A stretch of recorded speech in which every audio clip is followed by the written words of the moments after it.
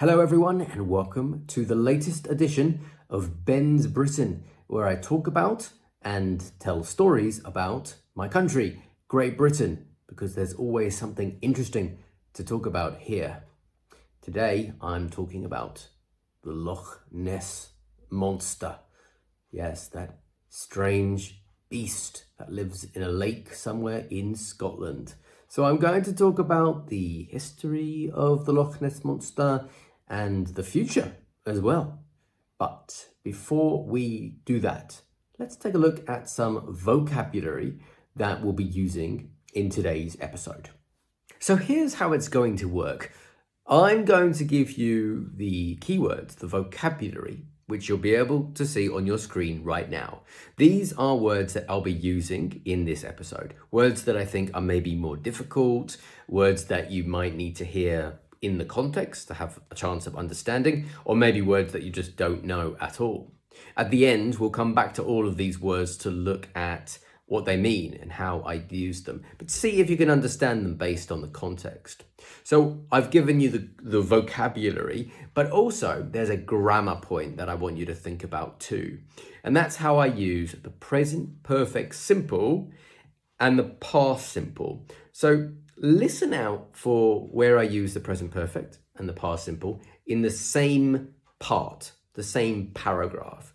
And at the end, we'll take a look at the differences and again, how I used these two tenses.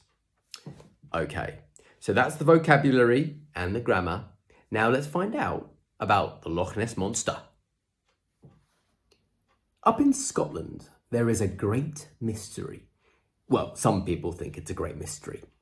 Somewhere in a 37-kilometre lake called Loch Ness, you might find a creature known as the Loch Ness Monster. Is there any evidence that this beast exists? Not really, no. But there have been sightings.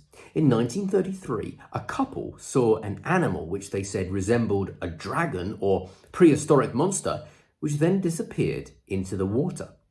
The incident was reported in a newspaper, and then more people claimed to have seen the creature. The British newspaper, the Daily Mail, then commissioned big game hunter Marmaduke Wetherell to locate the monster. Along the shore, he saw footprints that he believed belonged to a very powerful, soft-footed animal, about 20 feet long. However, it was a hoax. Zoologists at the Natural History Museum revealed that the footprints had been made with an umbrella stand or ashtray that had a hippopotamus leg as a base. But then, the following year, English physician Robert Kenneth Wilson took a photo of what became known as the surgeon's photograph, which appears to show the creature's head and neck. But in 1994, that was revealed to be a hoax too. Apparently, the monster was in fact a plastic and wooden head attached to a toy submarine. So with very little conclusive evidence, maybe we should give up and conclude that there is no Loch Ness Monster. But wait, next weekend, a new search conducted by the Loch Ness Centre in Drumnadrochit and a volunteer research team called Loch Ness Exploration could finally solve the mystery. They'll be using drones, a hydrophone, and volunteers to look and listen out for unusual activity in the loch. It will be the biggest search for Nessie, as it's become known, since the 1970s. Maybe we will finally get some answers. Do you believe in the Loch Ness Monster? And are there any mysterious creatures like Nessie that might be living in your country? Let me know in the comments below. Okay, now let's take a look back at the words that I gave you at the start. Did you understand them? Well, on your screen right now, you will see a few of those words. So let's start with big game and hunter, because those two words come together. Do you know what a big game hunter is? Well, first, let's take a look at the context. So after that couple in 1933 saw an animal which they said resembled a dragon or a prehistoric monster. It was reported in a newspaper, and then the British newspaper, the Daily Mail, commissioned big game hunter Marmaduke Wetherell to locate the monster. Right, so big game is large animals which are hunted for sport. And a hunter is a person or an animal that pursues and kills animals for food or sport. Big game hunter. Okay, the next word is the word shore. Notice the spelling here, S-H-O-R-E. So what's the shore? Well, it's the land along a body of water, like the sea or lake. So the context here, along the shore, he saw footprints that he believed belonged to a very powerful soft-footed animal about 20 feet long. Along the shore, along the land, which connects with the body of water, which in this case is the Loch Ness. Okay, and the other word that you can see right now is hoax. So, well, what happened? Well, he saw these footprints that he believed belonged to a very powerful soft-footed animal, but it was all a hoax. So it wasn't real. A hoax is a plan to deceive a large group of people. We don't actually know whether this big game hunter, Marmaduke Wetherell, was involved in this hoax, or maybe he had no idea.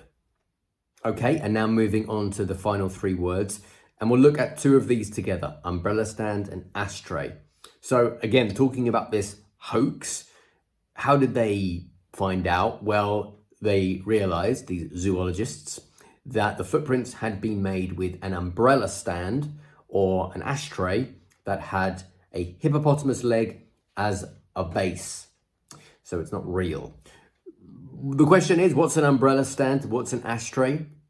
Well, an umbrella stand is a piece of furniture used for holding umbrellas. Umbrellas are those things that keep you dry when it's raining. And an ashtray is a small receptacle for tobacco ash and cigarette ends. So if you smoke, in the ashtray. Okay, last word, give up. So what was the context here? I said, so with very little conclusive evidence, maybe we should give up and conclude that there is no Loch Ness Monster. So to give up means to stop doing something because you admit that you can't do it. To admit defeat and then stop. I give up. I can't do it anymore. Okay, so that's all of the vocabulary, but what about the grammar point that I asked you to look out for and listen out for? And that was the present perfect simple and the past simple. So did you see any examples of this? Well, the one paragraph that I really wanted you to look out for was quite near the beginning. I said, there have been sightings. In 1933, a couple saw an animal which they said resembled a dragon or prehistoric monster, which then disappeared into the water. Okay, so in this part of the paragraph, there is present perfect, there have been sightings, and there is past simple. A couple saw an animal, it disappeared into the water. So why do we use present perfect for the first example, for the first sentence, and then the past simple for the others? Okay, so the present perfect, there have been sightings. That's referring to a general situation. You are not talking about anything specific. There have been sightings in history. We are talking about history in general. But then if you look at the other examples, in 1933, a couple saw an animal and it disappeared into the water. In this example, it's very specific. In fact, it even includes the date in 1933. So we know, if we include the date, that it's referring to a specific past event, and therefore we need to use the past simple and not the present perfect. Okay, hopefully those key words and that grammar point are clear. If you're still not sure about something, then maybe go back and watch the video again, read the transcript. And hopefully you enjoyed the topic of today's video.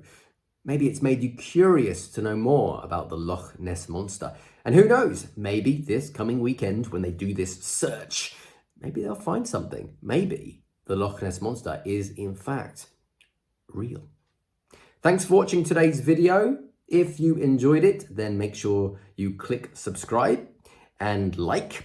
And if you have any examples of a similar creature that exists in your country, a Loch Ness Monster type thing, then make sure you put it in the comments section below. I'd love to hear about other animals that exist in other countries.